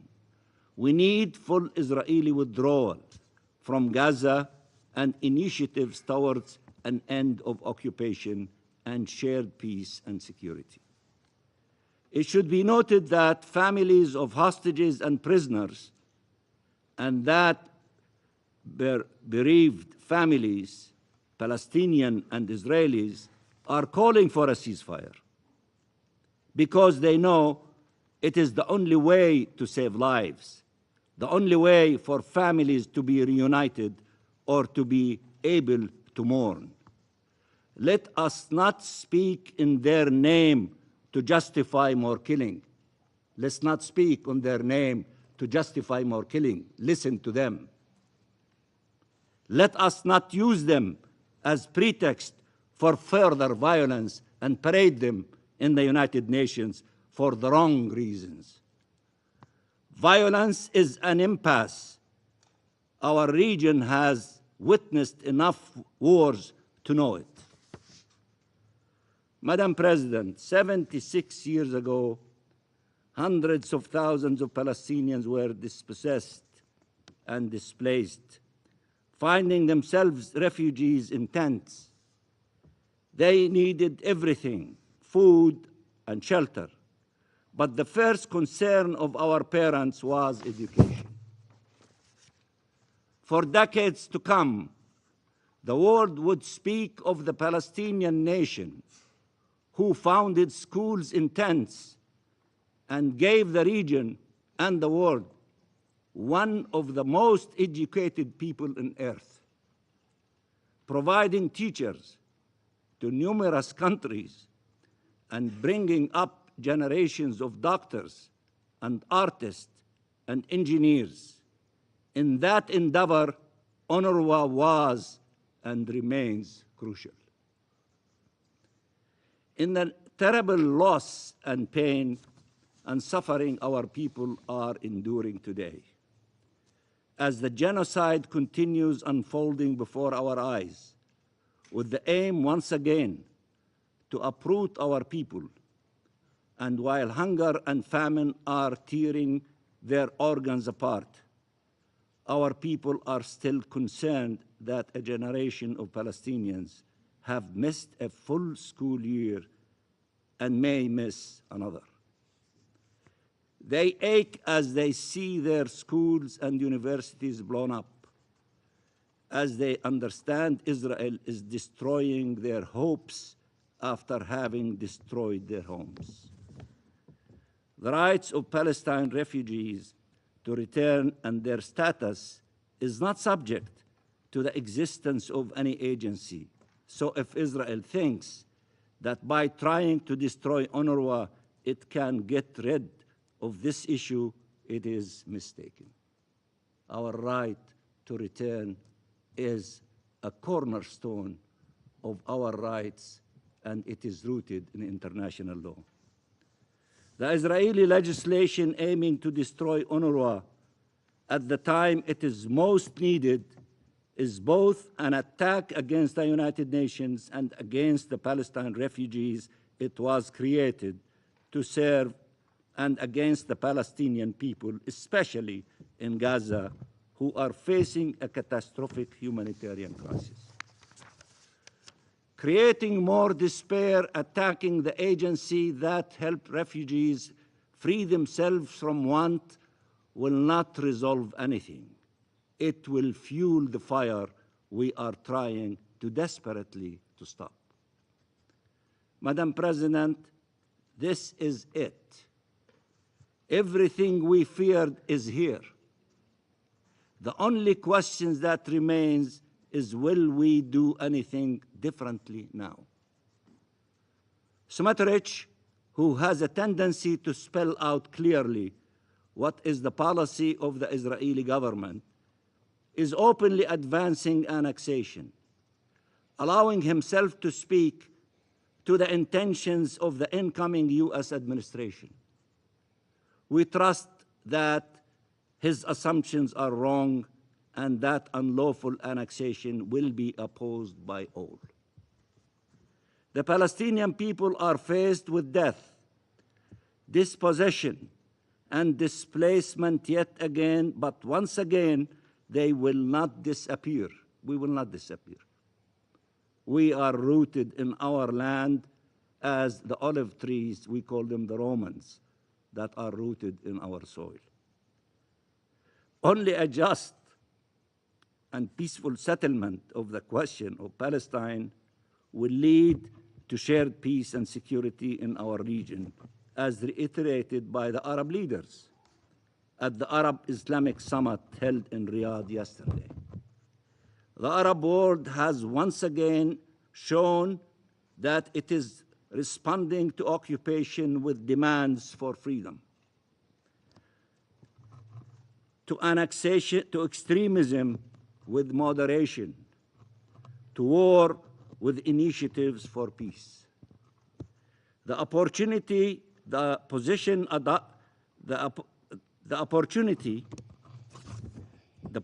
adopted by the Arab world offers, despite the bloodshed, should be seized, not ignored. The alternative is what we see today. It requires courage, a clear vision, and a strong will to change this reality. And given the stakes, it is worth it. We stand ready to work with all of those who wish to put an immediate end to this war and to the full-fledged assault against the Palestinian people. All those who want to see an end of the Israeli occupation and conflict, to allow the Middle East to unleash its true potential for the benefit of all states and all peoples of the region and the world. But it all starts with stopping the bleeding in Gaza.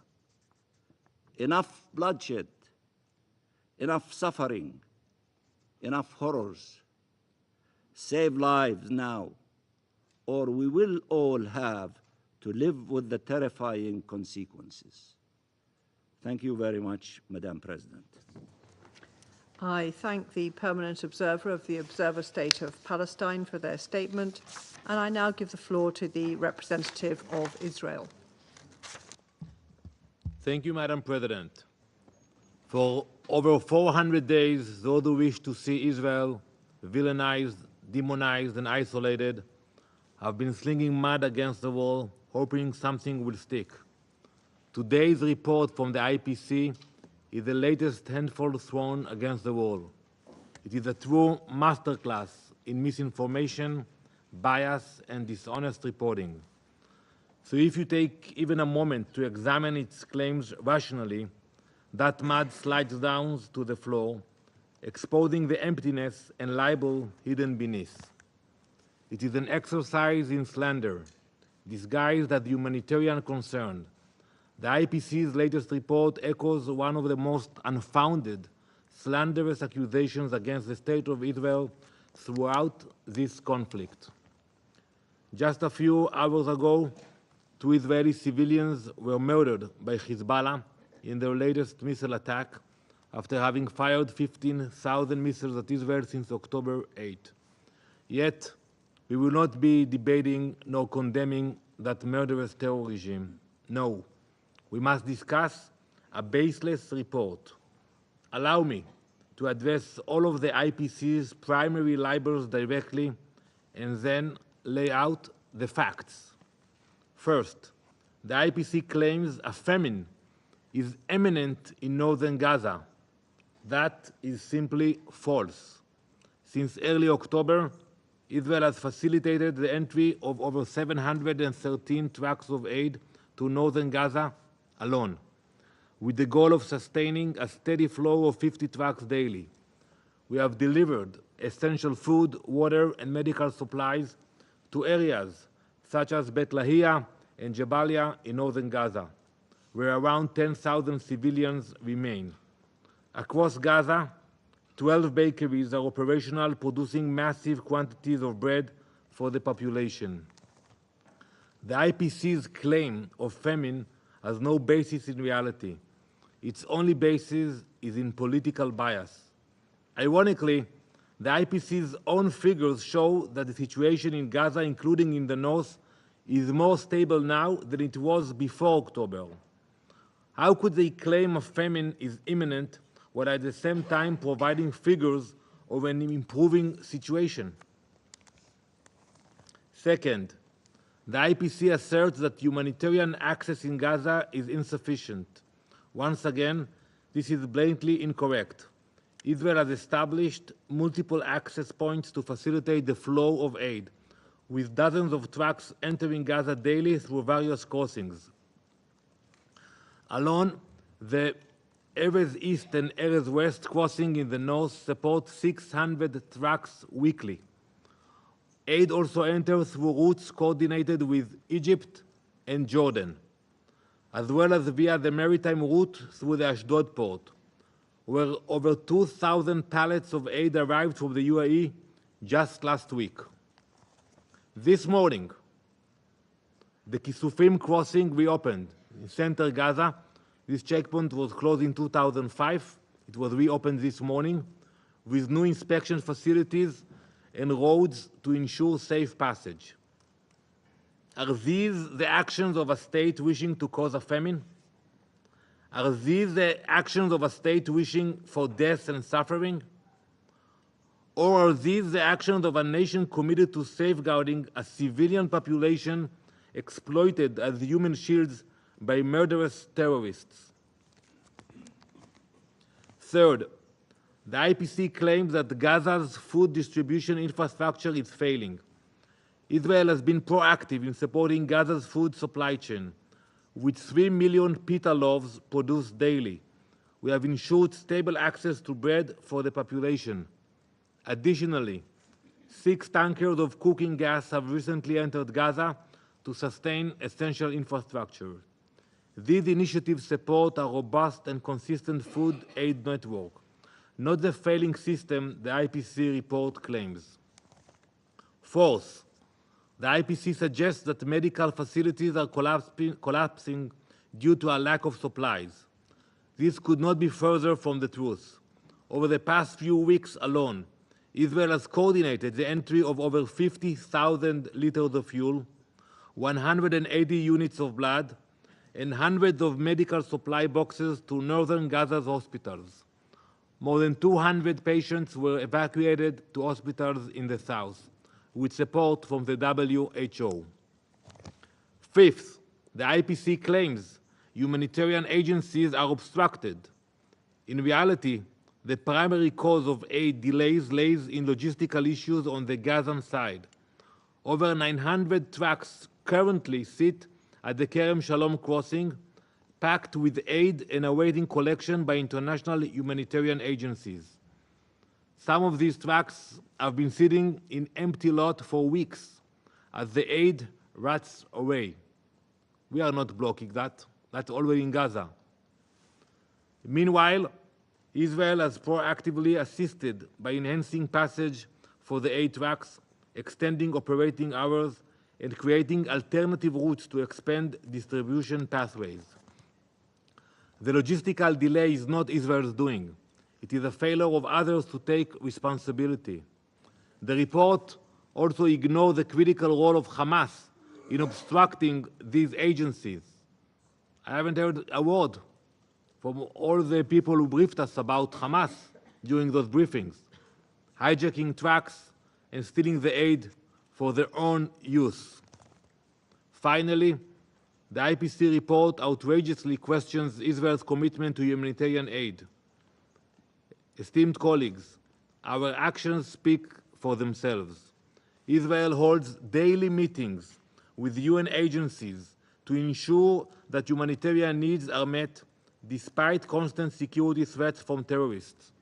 Just yesterday, we again expanded the humanitarian zone in the El Muasi area with more field hospitals, shelter, along with greater provision of food, water, medicine, and medical equipment. We have worked through logistical obstacles, improved infrastructure, and prioritized the welfare of Gaza's civilians, even while under threat from Hamas exploiting those same civilians as cover for their murderous aims. Madam President, the IPC report is neither unbiased nor impartial. It relies on sources with a clear agenda to demonize and delegitimize Israel. Their sources include Al Jazeera, hardly known for their objectivity in covering Israel. For the previous two reports, both of which were proven false, Israel published detailed responses. We never heard back from the IPC on any of our concerns. But when you look back at those two reports, at least those reports named all of their sources. This latest one fails to even disclose the organizations which made up the analysis. From where they took that data? They should tell you that. Council members, the Council's priorities remain twisted and distorted. While we debate the report of an organization that has tragically robbed itself of any and all credibility, we avoid the real issues at hand. While we discuss a hypothetical situation that will not come to pass, we ignore the 900 trucks collecting dust in a lot in Gaza waiting to be distributed by UN agencies. While we examine the words of prejudiced organizations making absurd accusations, we fail to examine the role of Hamas in hijacking aid, which they reroute into their machine of death and misery. Hamas has hijacked aid trucks, diverted resources, and used civilians as cover for its terror activities. Every truck diverted by Hamas means fewer resources for innocent people. Yet, how much time does this council dedicate to that reality? In recent days, we have gathered and released mountains of evidence on the discontent and anger among the Gazan population directed at Hamas. I don't know, Mr. Mansour, when was the last time you visited Gaza, or you slept in Gaza, or you met someone from Gaza, but we can show you footage what the people of Gaza really think about Hamas. Video of mothers screaming that Hamas took their sons, men crying out that it is Hamas who is to blame for their suffering. We have also released video footage of Hamas terrorists torturing Gazan civilians, violating all concepts of human rights and morality.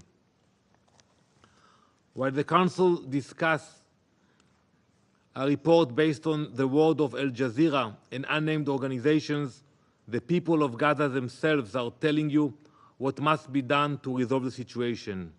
They are crying out to you, listen to them. Get out of your own way, because we simply cannot continue in this manner.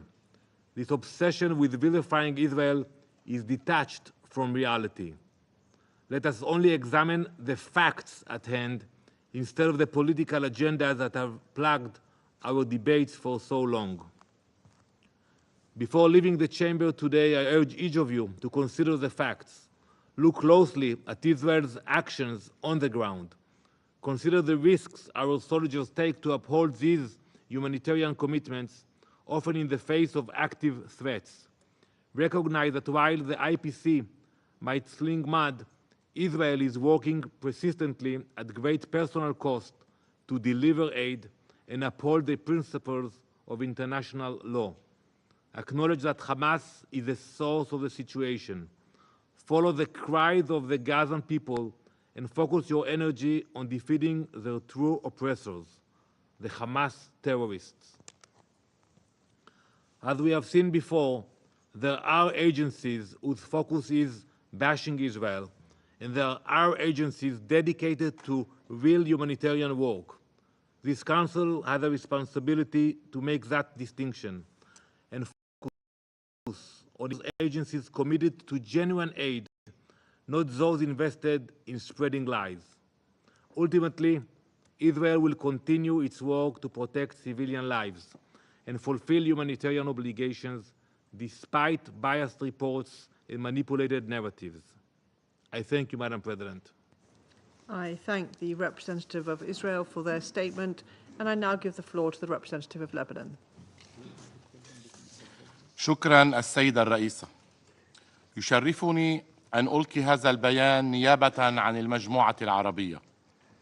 بداية تتقدم المجموعة العربية بالشكر من كل من الجزائر، غيانا، سلوفينيا وسويسرا على طلبهم لعقد هذا الاجتماع الهام لمناقشة خطر المجاعة في شمال غزة، وذلك عقب صدور تقرير لجنة مراجعة المجاعة التابعة للتصنيف المتكامل لمراحل الأمن الغذائي يوم الجمعة الفائت. كما أشكر مقدمي الإحاطات جميعا على إحاطاتهم القيمة. السيدة الرئيسة، دق التقرير ناقوس الخطر وأعلنها بكل وضوح. هناك احتمال وشيك وكبير بحدوث مجاعة بسبب التدهور السريع للوضع في قطاع غزة. وأضاف التقرير أنه قد يكون قد تم تجاوز عتبات المجاعة بالفعل، أو أنه سيتم تجاوزها في القريب العاجل. ودعت اللجنة في تقريرها إلى اتخاذ إجراءات فورية خلال أيام وليس أسابيع من قبل جميع الجهات الفاعلة لتجنب وتخفيف هذا الوضع الكارثي. السيدة الرئيسة، حدث ما حذرنا منه طيلة الشهور الماضية، ووصلنا إلى وضع لا يمكن وصفه إلا بالمأساوي، وبتنا الآن في سباق مع الزمن، ولا يمكن الانتظار أكثر للتحرك. فيجب على المجلس التدخل الآن واتخاذ تدابير فورية لمنع وقوع هذه الكارثة. فمن غير المسموح أن يتفرج العالم أجمع على شعب إن نجا من الإبادة الإسرائيلية سيموت من الجوع في الأيام القليلة المقبلة. إن مصداقية مجلسكم اليوم على المحك. من هنا نجدد دعوتنا لمجلسكم الكريم بإيقاف حرب الإبادة فوراً، ووقف إطلاق النار الفوري وغير المشروط، وإنهاء الكارثة الإنسانية الغير مسبوقة، ورفع كل القيود والعوائق أمام النفاذ الإنساني الآمن والسريع وغير المشروط إلى القطاع، ورفض تهجير المواطنين الفلسطينيين داخل أرضهم أو إلى خارجها. كما ندعو مجلسكم الكريم لإدانة سياسة العقاب الجماعي التي تنتهجها إسرائيل واستخدامها الحصار والتجويع سلاحاً ضد المدنيين في قطاع غزة. السيدة الرئيسة، نلتقي اليوم بعد يوم على انعقاد القمة العربية الإسلامية في الرياض في المملكة العربية السعودية الشقيقة برئاسة صاحب السمو الملكي الأمير محمد بن سلمان بن عبد العزيز آل سعود، حيث أكدت الدول العربية والإسلامية على مركزية القضية الفلسطينية وعلى دعمها الراسخ للشعب الفلسطيني لنيل حقوقه الوطنية المشروعة غير القابلة للتصرف. وقد نتج عن القمة جملة مقررات سيتم تنفيذها للتصدي للعدوان الإسرائيلي على قطاع غزة ولبنان.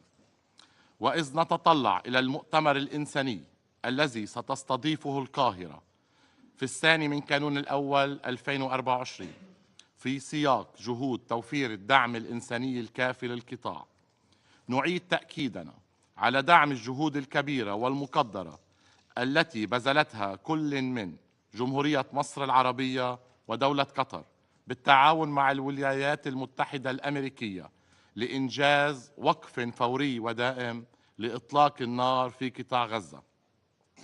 ونحمل إسرائيل مسؤولية فشل هذه الجهود نتيجة تراجع الحكومة الإسرائيلية عن الاتفاقات التي كان توصل إليها المفاوضون. السيدة الرئيسة، في حين تتفاقم الأزمة الإنسانية وتهدد المجاعة قطاع غزة، نشهد تدهوراً في الأوضاع الإنسانية وزيادة في أعداد المفتقدين للأمن الغذائي في سوريا ولبنان، خاصة بين النازحين الذين تخطى عددهم 1,200,000.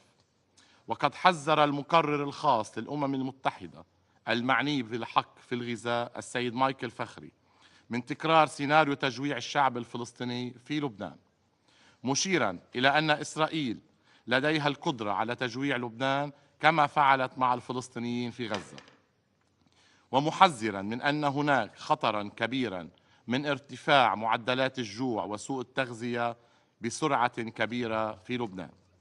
في هذا السياق ندعو المانحين الدوليين للاستجابة العاجلة للمناشدة التي أطلقتها الأمم المتحدة ووكالاتها المتخصصة لتمويل العمل الإغاثي والإنساني. السيدة الرئيسة، بعد مرور أكثر من عام على حرب الإبادة بحق شعب فلسطين وعلى عدوان إسرائيل المتواصل على لبنان وسوريا، وبعد 4 قرارات صدرت عن مجلسكم الكريم، تواصل إسرائيل تعنتها وجرائمها، ضاربة بعرض الحائط ميثاق الأمم المتحدة ومبادئ القانون الدولي والقانون الدولي الإنساني وكل قرارات الشرعية الدولية بما في ذلك